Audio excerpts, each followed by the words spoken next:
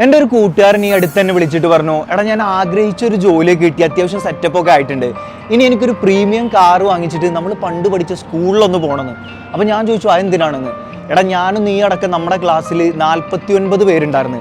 ഈ 48 സ്റ്റുഡൻസിൻ്റെ മുന്നിൽ നിർത്തിയിട്ട് എന്നെ അപമാനിച്ച, ഞാനൊന്നും എവിടെയും എത്തൂല, നിനക്കൊന്നും ഒരു ഭാവിയില്ല എന്ന് പറഞ്ഞ ആ ഒരു ടീച്ചറിനെ നിനക്ക് ഓർമ്മയില്ലേ? എടാ എനിക്ക് അവരുടെ മുന്നിലൊക്കെ പോയിട്ട് ഒന്ന് ചിരിക്കണം, ഒന്ന് സലാം പറയണം.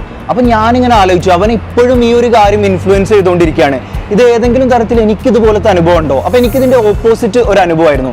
ഞാൻ പഠിക്കുന്ന സമയത്ത് കെമിസ്ട്രിക്ക് ഭയങ്കര വീക്കായിരുന്നു. കെമിസ്ട്രിക്ക് മാത്രമല്ല കേട്ടോ, എല്ലാ സബ്ജക്റ്റിലും വീക്കായിരുന്നു. കെമിസ്ട്രിക്ക് കുറച്ച് അധികം വീക്കായിരുന്നു. പക്ഷേ കെമിസ്ട്രി ടീച്ചറുമായിട്ട് നല്ല സൗഹൃദമായിരുന്നു. ഒരിക്കൽ പോലും എന്നെ വഴക്കൊന്നും പറഞ്ഞിട്ടില്ല. ഞാൻ ക്ലാസ് ടെസ്റ്റിലൊക്കെ തോൽക്കുമ്പോൾ എടാ ഒന്ന് പാസ്സാവണേടാ അങ്ങനെ മാത്രമേ പറഞ്ഞിട്ടുള്ളൂ. അങ്ങനെ എനിക്ക് ഇഷ്ടമില്ലാത്ത കെമിസ്ട്രി ഞാൻ ആനുവൽ എക്സാമിന് പാസ്സാവുന്നത് ഒരു പക്ഷേ ആ ടീച്ചറുമായിട്ടുള്ള സൗഹൃദത്തിൻ്റെ ബലത്തിലായിരുന്നു. ചില സബ്ജക്റ്റുകൾ നമുക്ക് ഇഷ്ടാവില്ല, പക്ഷേ നമ്മൾ ആ സബ്ജക്റ്റുകൾക്കൊക്കെ കൊടുക്കുന്ന രൂപം എന്ന് പറയുന്നത് ആ ടീച്ചേഴ്സിൻ്റെ ഒരു രൂപമായിരിക്കും.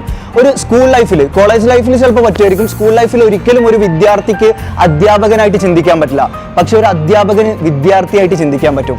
അങ്ങനെ ഒരു വിദ്യാർത്ഥി ആയിക്കൊണ്ടുകൂടി ചിന്തിക്കുന്ന ടീച്ചേഴ്സിനായിരിക്കും ഒരു പക്ഷേ നമ്മൾ ബെസ്റ്റ് ടീച്ചേഴ്സ് എന്നൊക്കെ വിളിക്കുന്നത്.